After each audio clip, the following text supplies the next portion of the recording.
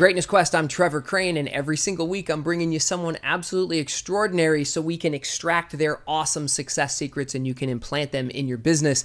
And this week I've got Mero Samuel. Brother, great having you here. Hey, great being here, brother. Coming all the way from Australia. That's right. Australia now. And, it's pretty good seeing your face in Australia. And, it's almost, what time is it there? It's bright in the morning, early in the morning, right? Yeah, it's 7:30. Yeah, 7:30 now. Yeah, and the sun is setting here. The sun is set. Oh, really? Isn't it amazing? In Jersey. Yeah. That's right. I love in Jersey.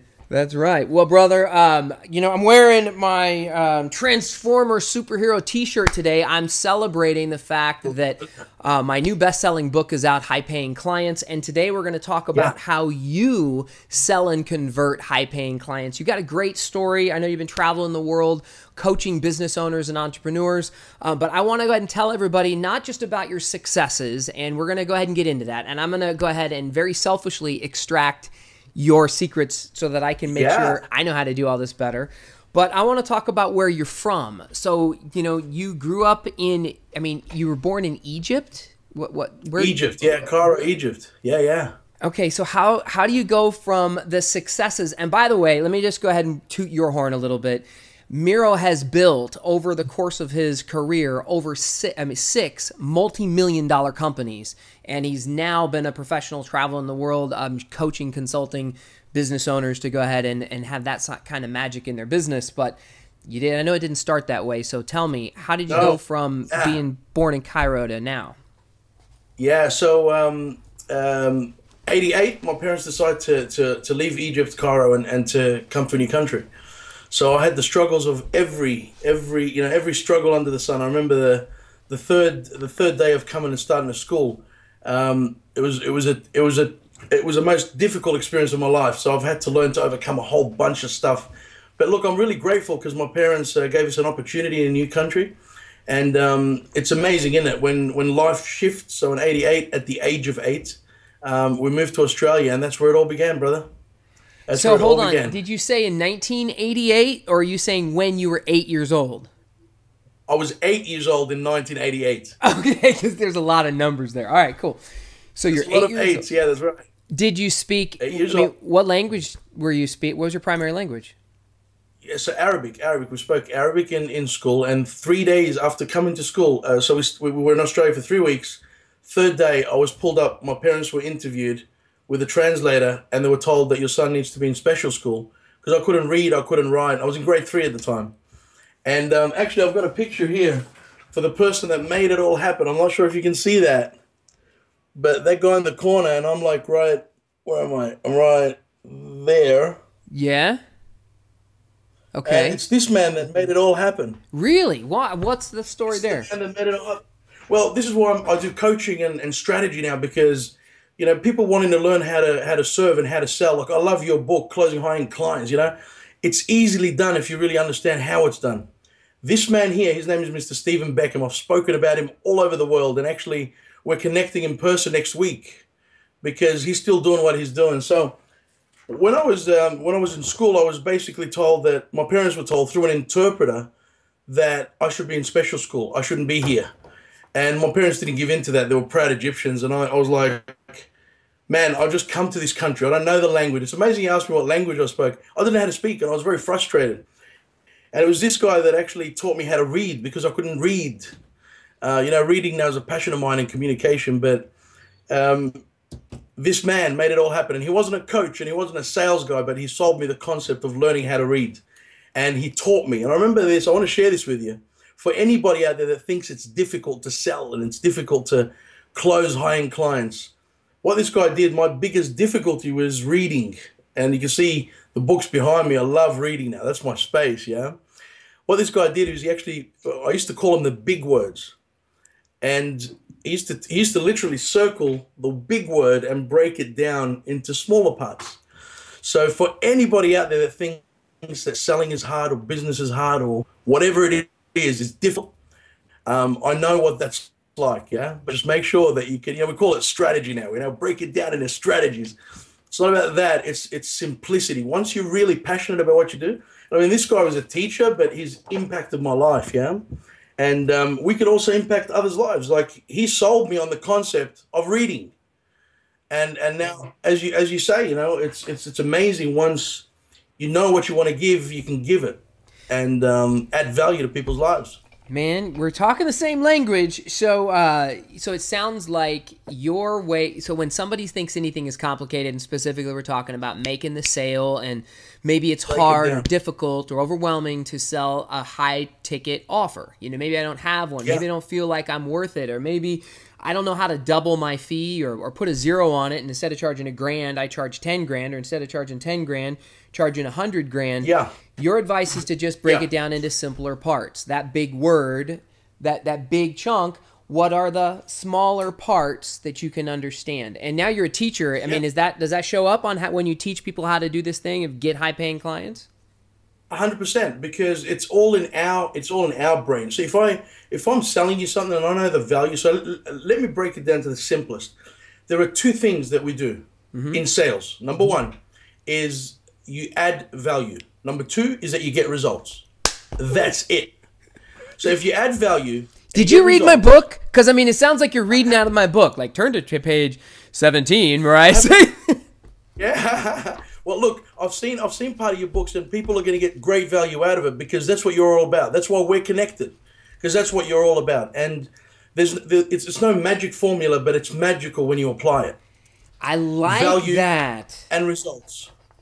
There's no magic formula, but there's magic. There's magic when you apply it. It's really that simple. We overcomplicate it. And I'm going to share with you a couple of things when we come back. Exactly. When we come back in just a second, you're going to hear about the magic that you're going to apply.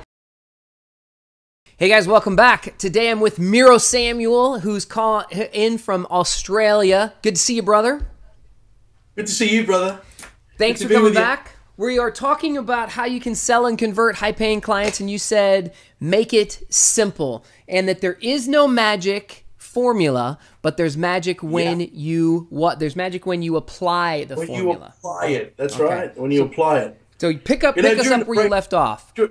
During the break, I saw this Transformer shirt, and what I love, St. Paul, the great writer in the Bible, he actually says, "Be renewed by the transformation of your mind," or it's actually "Be transformed by the renewal of your mind." And I guess they're both the same. And in the sales process, it's our mind that actually stops us from getting a sale.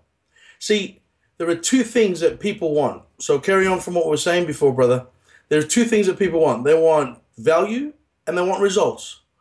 And in my experience, people will pay you for value and results if you can deliver on it. So it's the first thing we start off is the way we think about the product we're delivering. If I genuinely think that the product that I'm delivering is going to support, help, or add value to the other person, then I'm actually doing them a disservice if I don't offer it. I'll give you an example. Well, hold on. I'm going to interject because remember I told you I was going to be selfish here? Right now, you are preaching to the choir. I mean, I got a whole section of my book about beliefs, and I give stories about how if you don't have a strong belief in the value that you provide, and more importantly, how you communicate it, and in your offer, all that's in my book. I would just be listening to you, and I have a lot of the same processes. I want to find out what is unique and different about what you do. So let's assume that someone has the belief and they're past the fear. Because this is everybody on the Whatever It Takes network watching right now. I'm guessing that they're trying to throw that shit out and take more action right now. We're superheroes, right? So that's why I'm wearing the shirt, not because of the Bible, although I think that was beautiful. I love it. On the strategy session, because I have a template and a system, and that's what I'm good at helping business owners create for their business, right? What are the steps? This is the holy grail that I use, where I use that system, and magic does happen when I use it. But I have a very specific time in my process where I'm trying to communicate value. How do you do that? How do you make sure during the session? Yeah, so I personally, there's a number of things. When you make a promise and you're present, fully present, and you can only be fully present if you're confident in your product. If you make a promise, the intensity, the energy between the person selling and the person making a decision to purchase or exchange energy. Because if we think of money and the product or products of money or services, it's an exchange of value, and it's an energetic exchange. So we can go through the theory behind what we got to do, but really practicing to be okay with the intensity. Because when you ask somebody for $100,000 to coach them for a year, or Have you 120 charged that grand, or before? Are you get what yeah, kind we of? charge 10,000 a month. Yeah, we charge 5,000 a month, 10,000 a month. We've had deals that we've charged over that, and we work in combination with other strategists and other coaches. And to actually to consistently charge that, you must add that value. One of the things I do as a mentor is I flip the energy from the client saying I pay Mero X amount to Mero adds X amount to my business. So I'll give you an example. It's okay to sell a $5,000 coaching program. But what I do also, because of the integrity, I offer 100% money back guarantee. 100%, no questions asked, no bad review, no hard blood. It's just, if you're not happy with me, take your money back, I'm not interested. What that does, it makes me accountable for what I'm providing.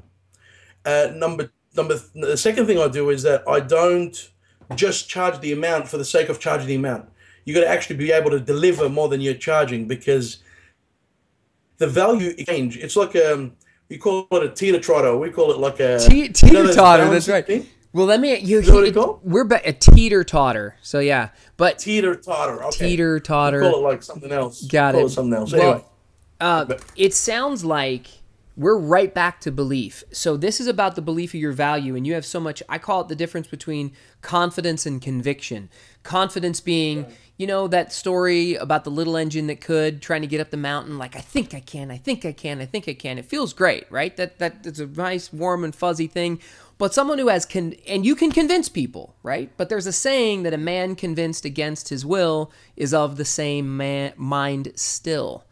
And so yes, right. as soon as you're out of their face, they go home and their wife goes, boo! And then, and they go ahead and they're like, that you now need to resell them.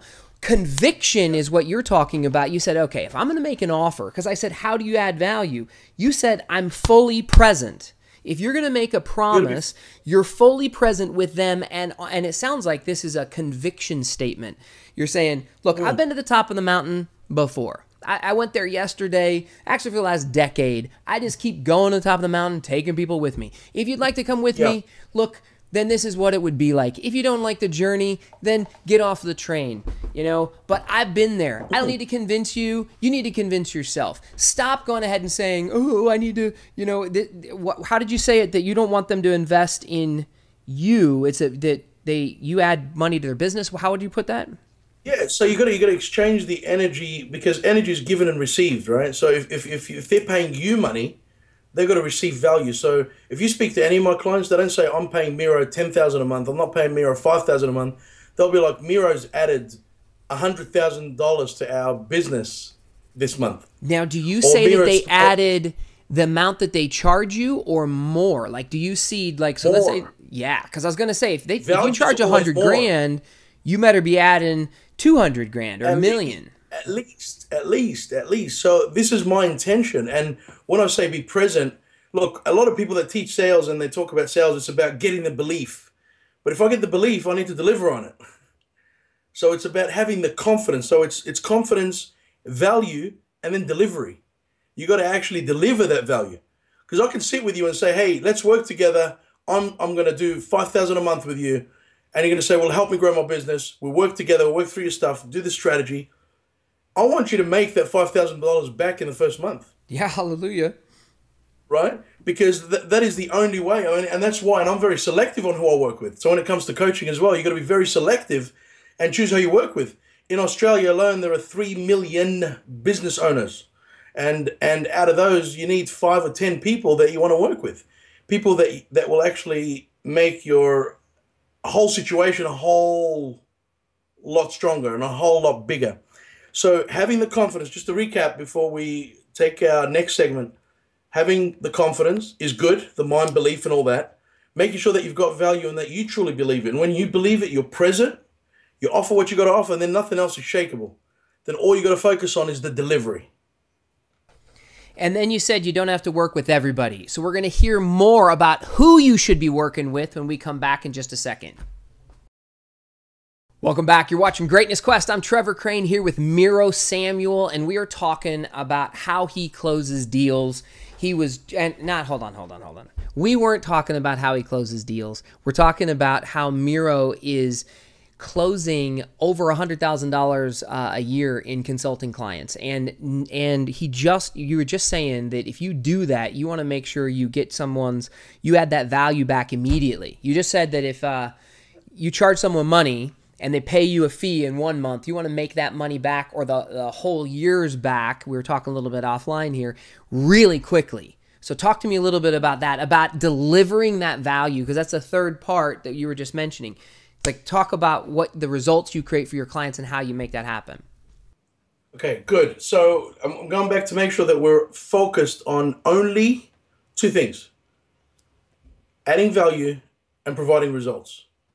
Anyone that does anything else, there's issues. Now, how do you convince a new client to buy from you? How do you convince a new client to, because you're certain now, you've got the belief, you've got the confidence, you've got the value, now you've got to deliver. You've got to deliver on the goods, right? Once you deliver on the goods, this is what inspires me and keeps me going, keeps my juices flowing, to make sure that there's an exchange of value, that you're making in that money. And when you do that, if you get a testimonial from that client, and if you search online, there's lots of testimonials about the results that you achieve, then you're focused on results. They actually help you and support you in getting your next sale. In fact, I've had people contact me directly purely because of a testimonial they found. So what do I mean by that? If your mind is so clear as to genuinely serving the client, you produce results, you add value, then it's a no-brainer. But to some people, it's a hurdle. Okay, so how do you do it? How do you do it? I just got this. I had someone ask me today. They're like, "All right, how do you do it?" So how do you answer that question? How do you do it, Mero? You gotta be really good with what you do. You gotta be really good with the product you're providing. You gotta really believe in what you do. There's a level of certainty that goes beyond belief. A level of certainty that goes beyond belief. It's almost like, and that takes time. Sometimes it takes time to deliver it. To yourself, because there's all these blocks and patterns and stuff that we got to go through ourselves.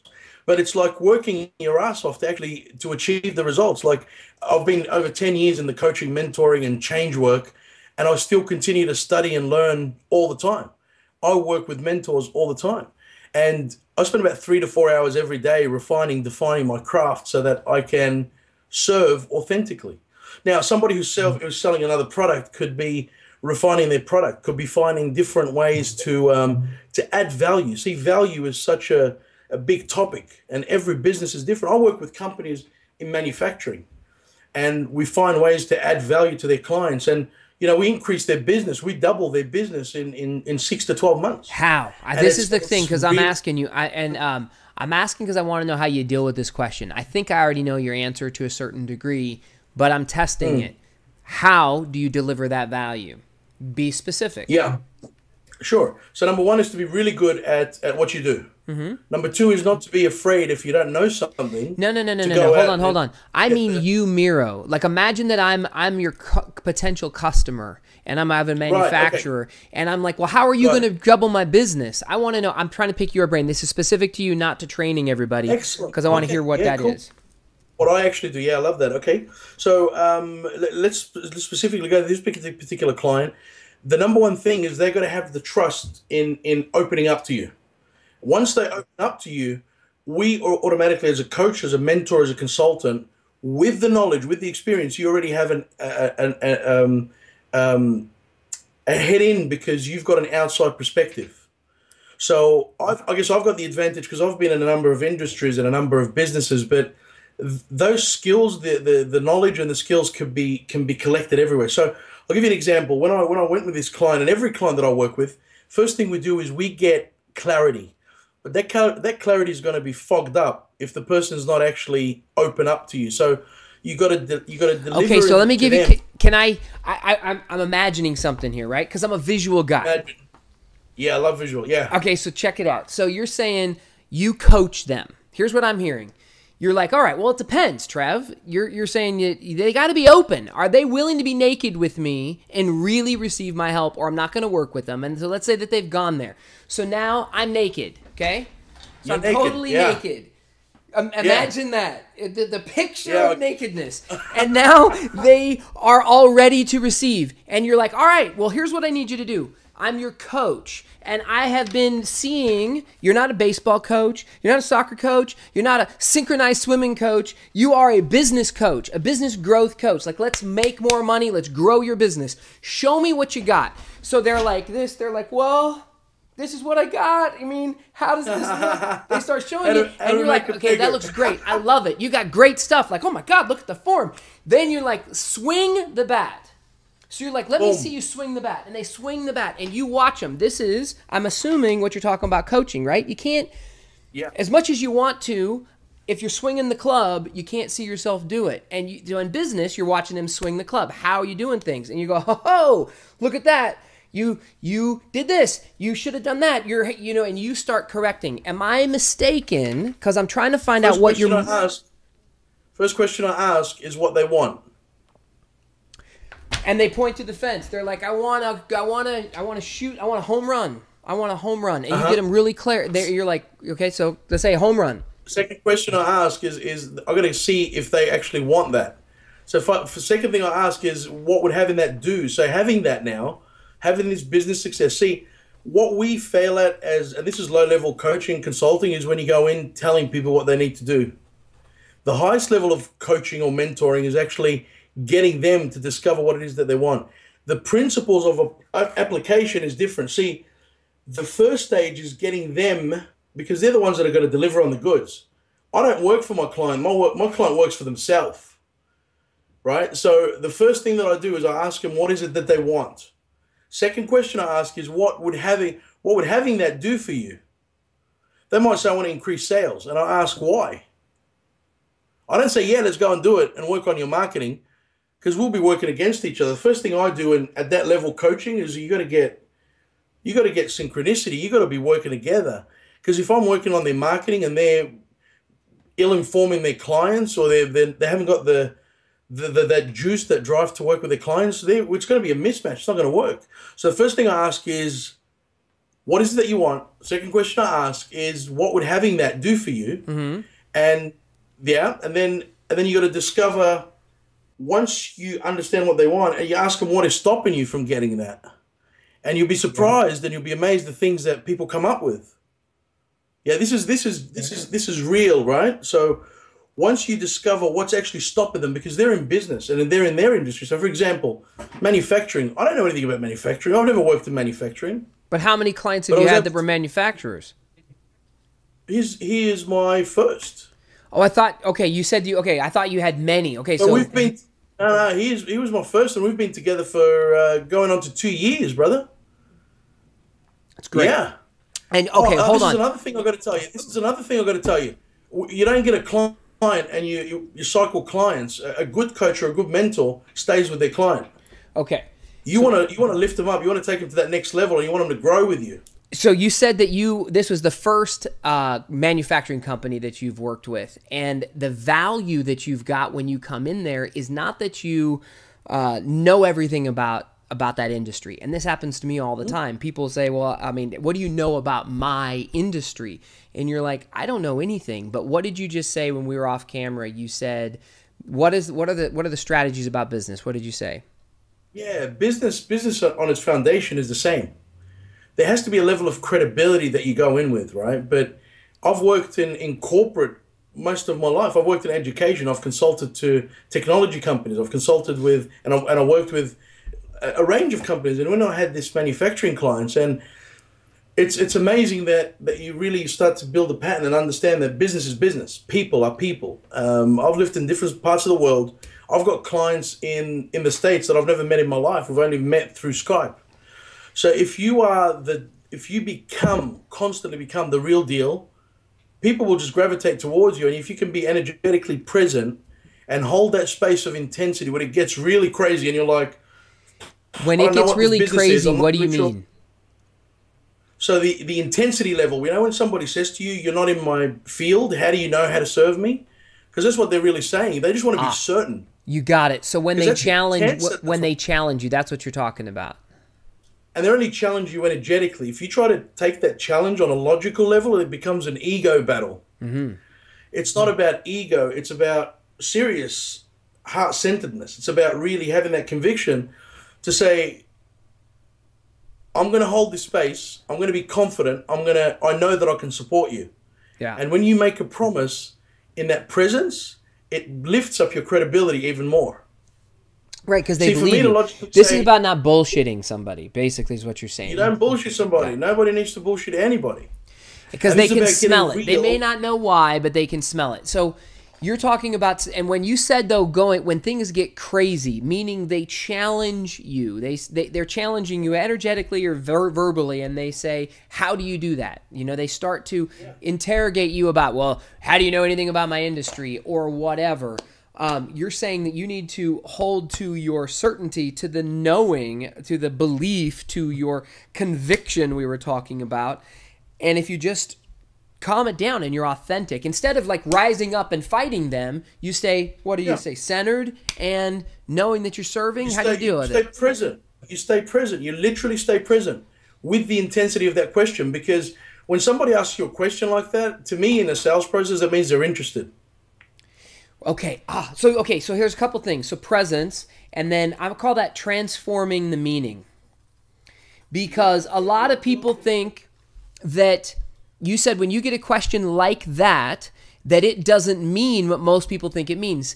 A lot of people would think they're giving an objection. They don't want to buy from me. All that means to you when you get an objection is what? Yeah. I love objections. I want everybody to learn this. If there's anything they can take away from this interview, nothing in the world has meaning until we give it meaning. Nothing in the world has meaning until we give it meaning. And if I feel by you asking me a question is an objection, I have then the right to turn that. So let me tell you something. If we've created a meaning that this means left has an opposite. So in order for something to exist, the second principle that I want everybody to learn, because when I learned these two principles, they changed my life. Number one, nothing in the world has meaning until we give it meaning. Number two, in order for something to exist, its opposite must also exist. So if I'm here and I'm having a sales conversation with you, right? And you're saying to me, well, how do you know my business? How do you know my stuff? I'm going to take that and I'm going to be present with it because I'm confident. I know I've done it. I know I'm authentic. I know I'm real. And I spend hours becoming great at what I do. You can't BS people, man. People will sense it. And what is the point? What is the point of going out and BSing? I want to serve. My clients are my mates. My clients are my friends. My clients' families. We go out to dinner together.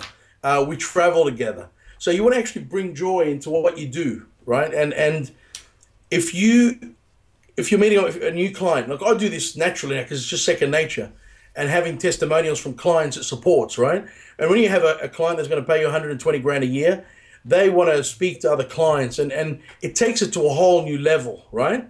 But at the end of the day, because I'm so certain, and you know what? Maybe in a month or two I can't serve them, and if I can't, I'm okay with that, and they get their full money back. So number one is nothing has meaning until we give it meaning. Number two is once we've processed something, if I've processed that this guy's challenging me, it's okay to be with that thought, but that also has a polar opposite. So they say there are two sides to every coin. They say, there's black and white, there's day and night. Just because I have the feeling or the initial thought of this is a challenge or that I want it, in order for that thought to exist, the opposite of that thought must also exist. So it depending on what we tune into. Do I feel that they're objecting because they don't want it, or they're objecting because they want it and they're curious? And where I give my energetic attention is ultimately going to make me present or shake me up. And if I feel shaken up, I've lost credibility. If the client feels that I'm present and I answer that question, I've built credibility. Now, you don't need to answer every question the client asks. A lot of people think that when the client asks a question, you've got to answer it. If somebody says to me, if they ask a particular question, if you take that question and ask them a question, you will actually be in control of the conversation. So the person asking the questions leads the conversation. Not because of leading, but if you truly believe that you're the expert, when you go to a doctor, when you ask them a question and they'll tell you where you feel in the pain and you tell them and they ask you another question. And again, I want to make sure that this is clear. It's not that the coaching or mentor is a doctor-patient relationship, because it's not. There's a number of principles, like with coaching specifically. It's not about seeing them broken, because that's where they see themselves. The reason they're asking you is, how do you know you can do it, is because they can't get hurt anymore. So I always take it down to them. It's always about the client, not about us. It's always about the client, not about us. So when somebody asks me a question, if we can find a way to find out, not to judge why they're asking this question, and sometimes I might just want some more clarity, and if I'm confused, then I use this line, and I hope it's useful for people. If you've just asked me a question, I usually say, it's great, I'm going to answer that question in a minute, but I'm curious to know, and I'd ask them a question. Because all they want is certainty that you're going to get in there. That's all it is. And in fact, what you need to transfer to them is that they're going to get themselves there with your support. That's when it comes to coaching, yeah? But if we're selling another product or another service, it's all about making sure that it's going to deliver. And the way I do that and guarantee it is 100% money back guarantee. So I'm going to go ahead and I want to go ahead and wrap the fact that the concepts you've just been giving me up, and then I want to do two more things on our interview today. So yeah, I asked you about, this is about selling, converting high-paying clients. Now, specifically, we're talking about how you are doing it and how you've done it with closing over $100,000 a year. People pay you 10 grand or more a month to go ahead and work with them. You work with these business owners and you help them transform their business and blow them up, and you're all about the value. So I get it. You mentioned two things, value and results. And the value that you believe you've created for other people, maybe you've seen it, that you've done it, so you have conviction and you can't be swayed.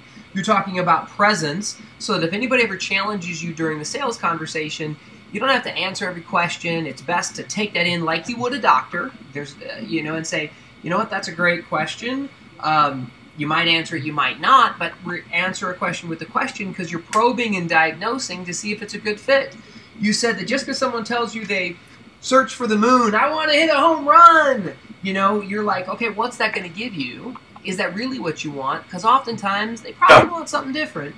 But then you focus on results so much, and I agree with this. I do the same thing, where I offer my money back guarantee. You do a risk reversal, which is one of the reasons why people invest in you. And what you're telling me is you truly create results because a lot of your clients are coming to you through referral, through looking at your testimonials, and you just mentioned that a client you'd never had before in the industry, right? Manufacturing. You're like, look, I don't know anything about manufacturing, but I do know about successful business. I built 6 of them. 6 multi-million-dollar businesses. I now do this professionally. Let me see you swing the bat. Let me see how you go ahead and do it. Let's blow it up for you. And you've worked with this guy or gal. Was it a guy or gal? Guy, yeah. Okay. A guy, yeah. You said 2 years or all? 2 years, yeah. Over 2 years. So that's a result that you're getting in an industry you've never been in before, because you have certain systems and certain patterns of successful business, and you recognize those. And what you also said is that it doesn't matter what somebody's selling. You still have to have that belief and conviction. Because I keep trying to pick your brain about something little, which sounds to me like you're like, dude, that's a tactic. I don't need to focus on that. If people are going to get real value here, they need to go ahead and make sure they're present about these two things. And if you freak out and you said, go crazy, you said, stay present, remember that you add value and know that you're going to give results. And then the opposite of that, oh no, it means they don't like me, it means they don't trust me. You know what? If that's true, the opposite also has to be true, which means they know you and like you and trust you. It must be true. Or they wouldn't be talking to you in the first place. They have something else better to do. Believe me, if you're talking to your client, this is now beyond that, right? I'm talking right to you, my viewer, on Greatness Quest, helping you become your best.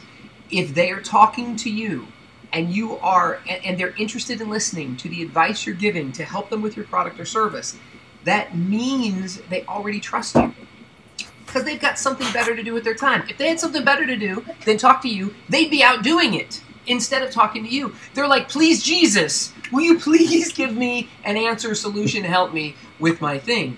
So Yeah. I keep trying to break your thing, dude, but you're like, look, it's just presence. Am I missing something? No, you've got it right, man. You got it right, and it's always important to keep challenging. So to your viewers, ourselves, challenge you, challenge me, challenge everybody that's listening that wants to be a great salesperson. See, sales or selling is another identity that we have. Coaching is another identity that we have. Yeah. So if we authentically work every single moment saying, I want to be the greatest I can be today, I want to be the greatest salesperson, I want to be the greatest person that can deliver on what I say, and we're truly living authentically, we're going to work at really becoming the best. So when we deliver, I deliver with conviction. Well, and in that state of presence with intensity. You said you still pay for coaches and consultants to help you. How many hours a day Absolutely. do you say you focus on your own personal development? I study between 3 to 4 hours every day. Seriously? Every single day. Every single day. Books, audio programs, because if a good teacher must be also a good student. And if we reach a level where we're feeling that we've got it all, we're not going to be attracted to the next level. When I tell people the $10,000 client or the $5,000 client, that's not to impress them. That's years of work.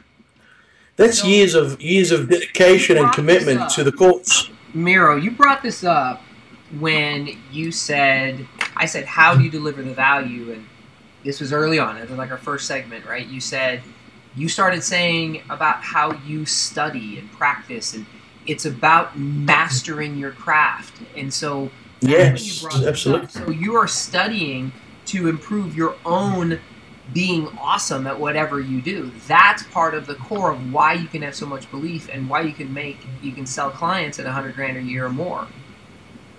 Yeah. And to have taken time to do that with no end time in mind. See, people are like, I've studied this now, I'm going to go out and become this. It's not that. It's you live it. You become it. If you truly want to be great in sales, that means you're a master communicator who can support others in really understanding benefits that will add value and results to their life. That's all it is. I agree. I think sales, a friend of mine defined it recently as sales is love, and he has this whole that's all it, yeah. Into that. But you and it is communication. That I think effective sales is just communication. It's not this yucky word. It's trying to communicate, is this a good fit? And it's just you're trying to bridge that gap. If someone understands, it's either a yes or it's a no. I'm cool with either, but we need to have clarity. Now talk to me about the free gift, the sales, what is your free gift called? The sales principle. The sales principle. Talk to me about what they're going to get from the sales principle. Yeah, well, this is just really with the astounding effort that you've put into your book, Closing High-End Clients. It's just something to add a little bit more value, just some simple principles that I've come up with about the sales. So we've spoken about a few of them here, and I'm going to give it's a PDF download, it's a digital download, just to support people that because we've gone through a whole bunch of information. So just a gift that people could take, and it really breaks down the things that they need to be aware of and start applying in their life daily to become a master salesperson. And sales is not sleazy. Sales, and I love what you said, sales is love, because that's what it is. You want people to come back and say thank you for what you've given me. It's made me happy. And if you can do that, my wife is in interior design. She makes people happy every day, and she sells furniture and concepts and design and colors. But when she does that from her heart, and she does it all the time, and she's just new, like she's just graduated last year, she's been in the industry for a year, and she's already got referrals, and she's already set up her own consulting, and she's already doing her own design projects. And that's because she comes from that space of love. And sometimes selling something is not just an exchange of money for a product. It's an actual exchange of money or product or service. But if you add relationship to it, the value proposition goes up even more. So if we're genuine in what we do and you're paying me X amount per month, but on top of that, I give you my relationship or my centeredness or my presence genuinely to support you, then we take the relationship, the business, the sale to the next level. I learned this years, I guess, a friend of mine taught me this, and he said, "What do people buy?" Like, and then he gives a list, right? So they buy your product or service. They might be buying your company. They might be buying the result. They might be buying you, the salesperson, and you're alluding to the relationship here. And I would agree that there's a lot of all of those things. Like, all those things are important. And then he included in the list themselves. Like, who are they buying? Yeah. And so we go back and forth in in a training situation. We talk about that, and then what we discovered is that the real thing that they're buying is themselves. Yes. They need to see the best version of themselves in you, the person that's making the offer. That's that relationship. Hopefully a long-term one versus a short-term one. We want to serve our clients long-term. And they need to see their best version of themselves with the result that you're going to deliver them, with the product or service that they're going to get. They need to imagine that it's going to make them bigger, stronger, faster, and that's that identity that they want. Like you said, what are you going to get once you hit that home run? How's that going to make you feel? Is that the quality of life you want? And I've been asked that question before, like, I want to hit over there, shoot. And they're like, how's that going to make you feel? And I'm like, good. Like, are you sure that's the goal you want, dude, if it's just going to make you feel good? So I think that's kind of cool. I want to wrap this up with any last comments you have to someone watching right now, what they should go do. Obviously, go get your free gift. Give them your website so they can find you on Facebook, wherever you want to find them. And then sure. I'm going to be keeping you on the line, and I got one more thing we're going to go over. I'll explain it before we jump off, but give them your last. Sure. Go get them. Love what you do and do what you love. If something is an obstacle, figure out what to do to just dissolve that obstacle. So if it's communicating, or if somebody is in the sales process and they're constantly stuck in a particular area, figure out somebody to support you through that. When you mentioned before about mentors and with your great friendship, and it is so important to have people in your network, like you and I are connected and others are connected to us. It is so important to have the same energetic flow going through people, and you become colleagues and you pass things on to each other. You support each other. So make sure, regardless of where you are, if you're new to sales, or if you're advancing in sales, or if you've got hundreds of years of experience in sales, make sure that you're constantly growing. Constantly growing. And I thank you for this time, and I thank your viewers, and I really wish them all the best. You ask for my website, it's merosamuel.com. And they can find me on social media on Mero Samuel as well, and I'd love to connect and serve whichever way I can. I love it, man. And congratulations for your new book too, man. It's amazing, isn't it? I love it because you're simplifying what people need to do. Your checklist is off the hook. Yeah, I love that checklist because it's simple. You go in with it, you follow it, but you got to practice it and you got to learn it, so it just flows naturally. So congratulations, and I really wish you all the best. Dude, I shouldn't have given this away. I shouldn't have given this away. I mean, the stuff I give away in the book, I mean, it is dynamite. It really, it's like bringing a bazooka. Having gone through that checklist and checking it out, it's just awesome, man, because people overcomplicate things, and what you've done is you've served by simplifying things. Now, if people take that and learn it and use it and master it, they're going to be great at what they do, brother. Yeah, do it every day. Do what they love, and get a team of people around you that you love. Okay, so awesome. So here's the last thing. What I have decided to do with some of my guests is go a little deeper during our interview process. Sometimes we'll schedule this as an appointment for later, but right now I want to dig deep. This interview is over. I'm going to see everybody that's watching right now on Greatness Quest next week with my next amazing, extraordinary guest. But check this. I'm staying on the line with Mero if he has some time for me. We're going to do absolutely no punches pulled.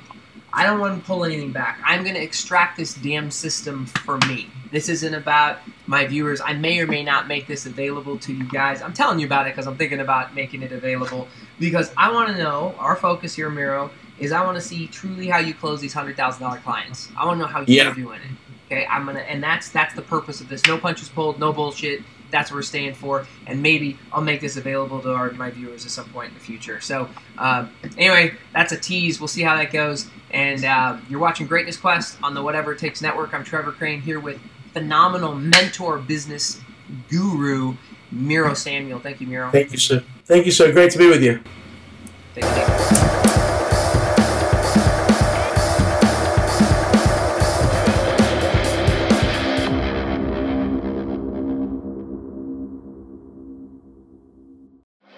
Greatness Quest is also available for download on iTunes and Stitcher. See the link in the description below.